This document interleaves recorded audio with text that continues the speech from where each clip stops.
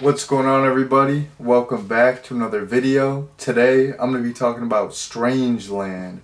So I've never seen this movie before, but I heard about it recently because I was really into the show Holliston recently, and one of the stars of Holliston is Snider, who actually wrote this movie, and a lot of people are probably familiar with Snider. He was, you know, probably like most notably, he was the lead singer for the band Twisted Sister.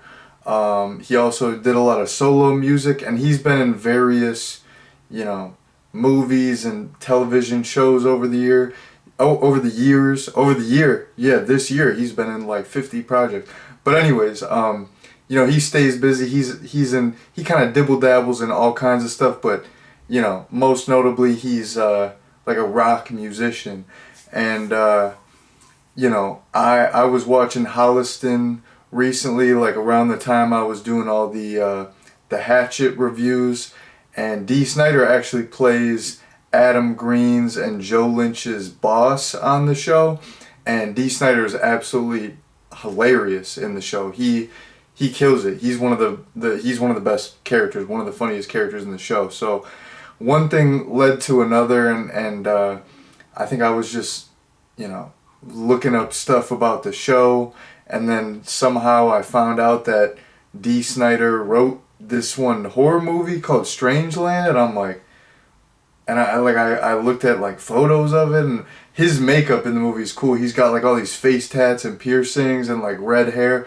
He looks gnarly, but yeah, I found out about this movie. I'm like, wow, like that seems like kind of a cool little horror movie, and I'm like, oh snap, like D Snider wrote this. Like, I gotta check it out eventually. And then, pretty recently it came on Tubi. So I mean, Tubi, that's my all-time favorite streaming service. That's where I watch all my, weird horror movies, like weird B horror movies. So, Strangeland came on there. Immediately added it to my list. But anyways,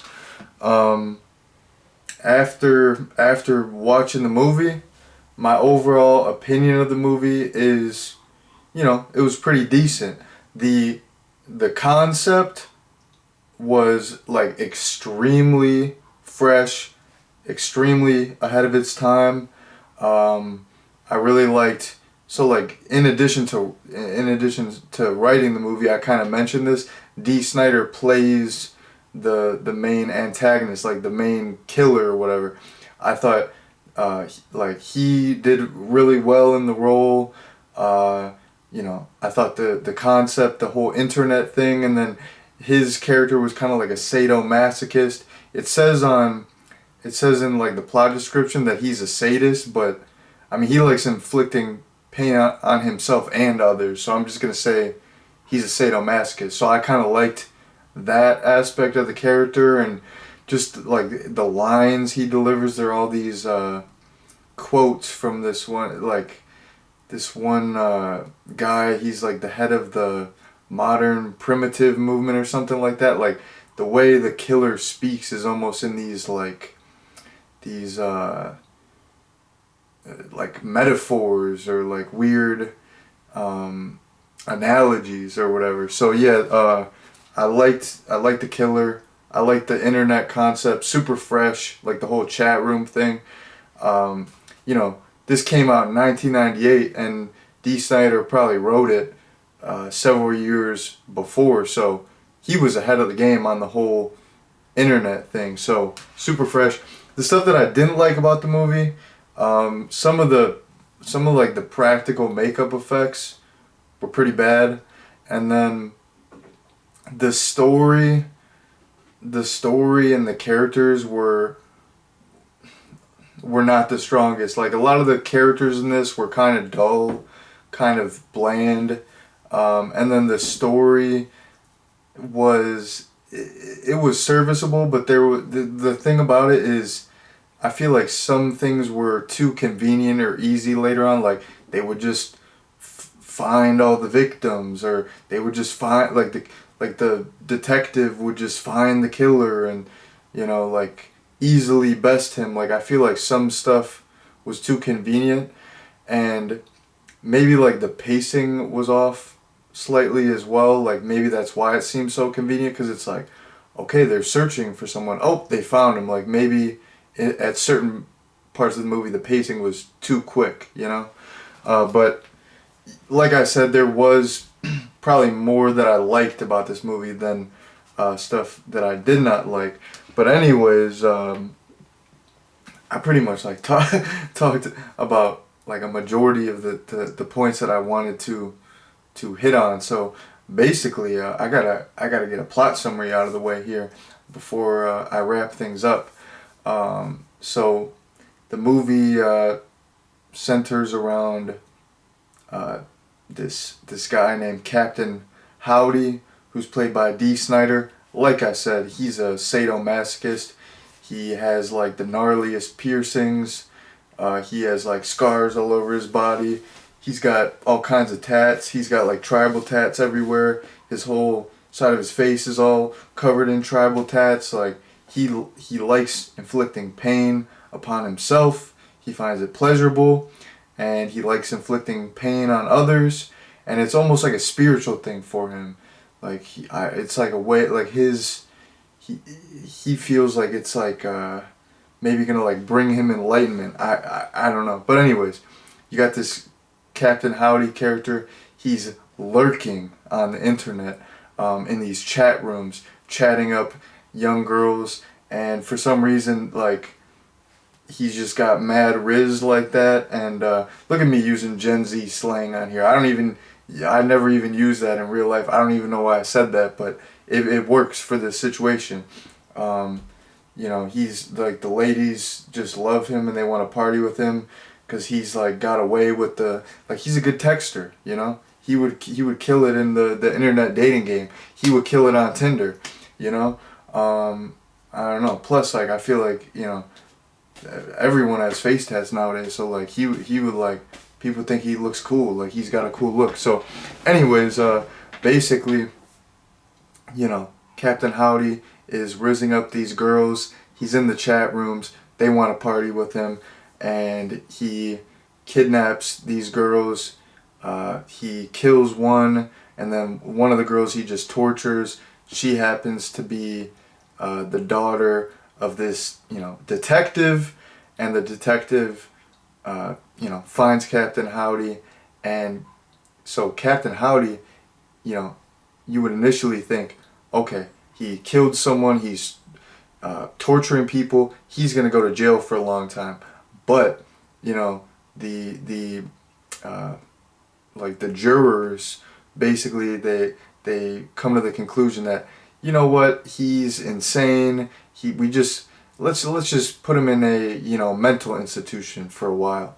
So there's like, he's in like a mental institution for several years, and he's taken his medication, and you know, he's remorseful, he's doing well, and they think he's totally rehabilitated. So they just let him loose on the streets. They just let him go. He's back in society, and there's an uproar. Everyone's going nuts. They don't want this guy, you know, back on the streets, but he's taking his medication and he's behaving. So basically, there's this one character played by Robert Englund, Freddy Krueger himself, and I like his character because he's just he's sipping mad drinks. He's like sipping beers, then he'll take a couple shots, chase it with some more beers, and his wife is like, hey, why don't you quit drinking so much? He's like, quit drinking? Why are you gonna tell me to stop drinking so much? And I'm like, I don't know, I just like this character. He was awesome.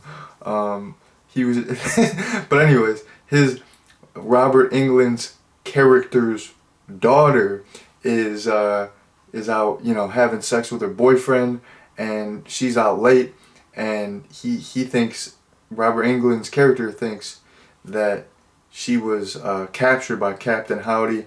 So he gets this whole mob together.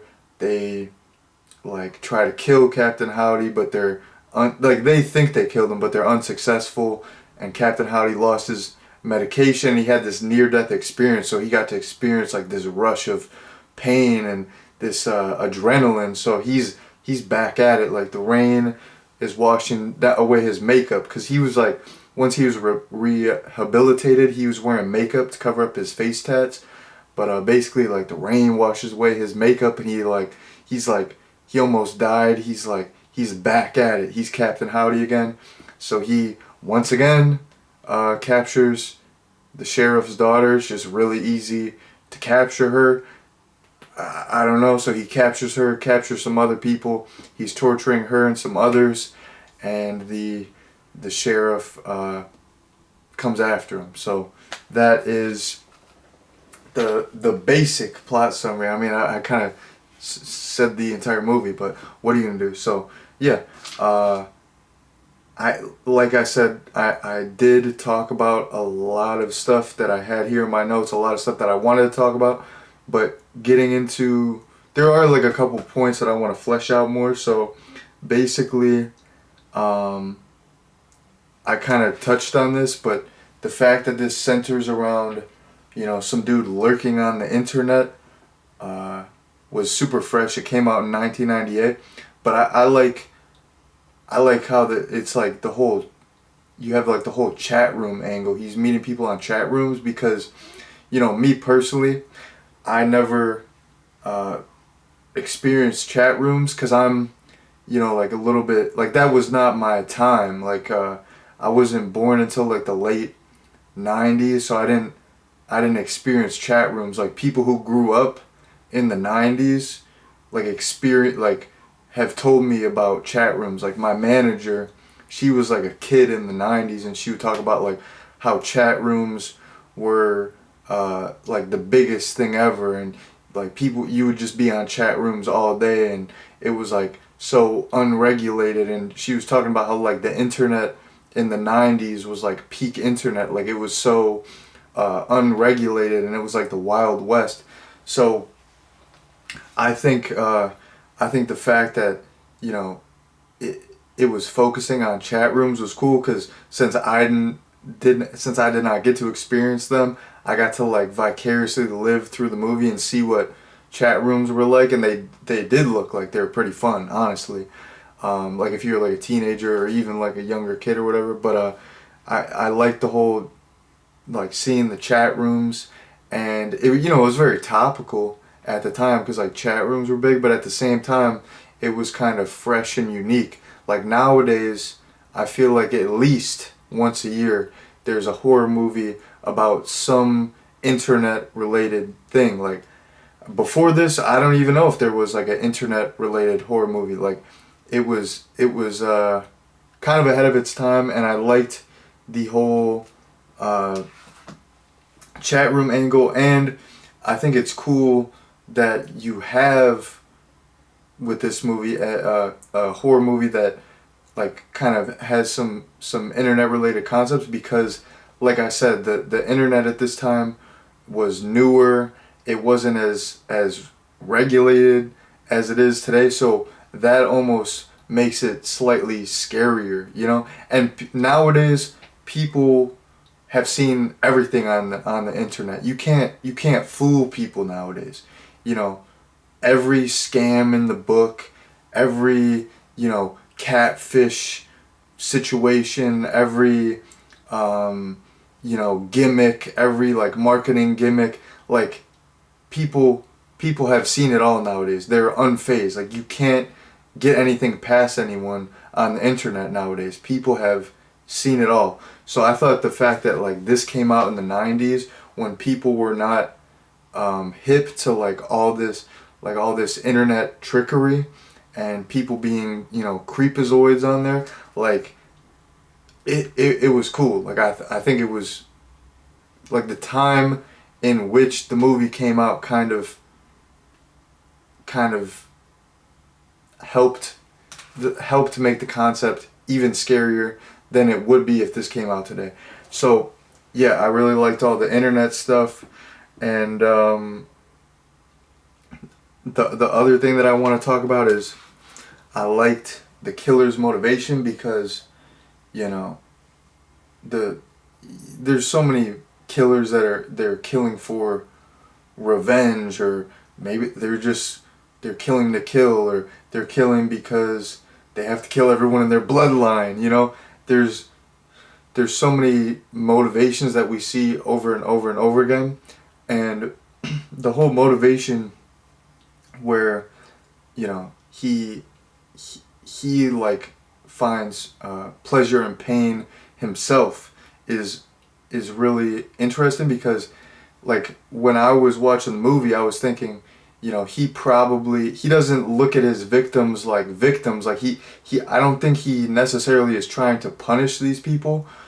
He almost, I feel like in his head, Captain Howdy feels like he's helping these people. Like he's doing them a great service by inflicting this pain on them, because he finds pain pleasurable. They're like his subjects, like his test subjects, and he wants to, like, maybe he feels like, because like I said, like pain is like a spiritual thing for him, where it's like his path to enlightenment. So maybe he thinks like if he tortures these people, he's like freeing them and putting them on the path to enlightenment. So I thought that was super interesting to think about, and just like a super fresh and interesting motivation for a killer. And it was just, it definitely like made me more invested in the story. But anyways, yeah, D. Snider as Captain Howdy, he killed it. Like he was great. I love it. I'm watching all these movies lately where, you know, so and so, whoever did the movie, they wrote the movie, and then they cast themselves as one of the like main stars in the movie, and they kill it. Like he had a lot on his plate. That's like a lot of hats to wear. Like, you know, you wrote this entire thing, you got a star in it. He's probably got to do other stuff behind the scenes, like, you know, he's dealing with, you know, marketing people, who knows. Like this movie was like his baby, you know. So you can tell this was like a labor of love, that like D. Snider, like he, you know, he had this cool idea. Actually, he had not the idea for the movie, but Captain Howdy was like mentioned in this one Twisted Sister song. I actually listened to it before doing the review, but like I thought that was cool, because I thought I didn't even know about that song. I know like they're like Twisted Sisters like big hits, but I didn't even know about that. But they have like this whole song about Captain Howdy, and he's like a murderer too. So yeah, like I don't know. I think this movie was like a labor of love. Like D. Snider went hard, even though he's not like he's you know, known as being a musician. I think, you know, I think he's done some cool stuff in the acting department. I think this, like, you know, this shows that he's like a capable writer. Even though I didn't love the movie, like I said, some of the effects, like he's at one point, Captain Howdy is like swinging from this chain and he's on fire, and they like clearly cut to a dummy, because like the dummy is like way bigger than him. It looks like he gained like 50 pounds, and then they cut back to him and he's like normal size. Like that was like laughably bad. And then there's this one guy hanging from a bunch of hooks, like one of Captain Howdy's victims is hanging from like 50 hooks, and it looks like it's just like rubber, plastic. Like it's like his torso is, you know, connected to all these hooks, and yeah, it looks like straight rubber. Like it looks, you only see it for like 1 second, but even just seeing it for 1 second, that was a bad effect. So yeah, I don't love every part about this movie, but like I said, I like more than I dislike about this movie. So overall, very, you know, very competent movie, very serviceable horror movie, and you got some fresh, unique stuff in it, and some stuff that was ahead of its time. So in terms of a recommendation, I will go ahead and recommend Strangeland for anyone who has not seen it. You know, I would say check it out. It's free on Tubi right now, so what are you waiting for? Go watch it for the free ball, and then, you know, watch this review after. Boom, there you go. Let's rack the views up. I'm trying to get at least a mil on this video, at least 1 million views. So let's get 1 million views, 5,000 likes, 10K comments. That's all I ask. That's all I ask. Oh yeah, and I need 3K subscribers by tomorrow. If we can do all that, we're Gucci. We'll hit our quota. But anyways, that's been my recommendation, and that has been my review of Strangeland. Thank you all very much for watching, and peace out.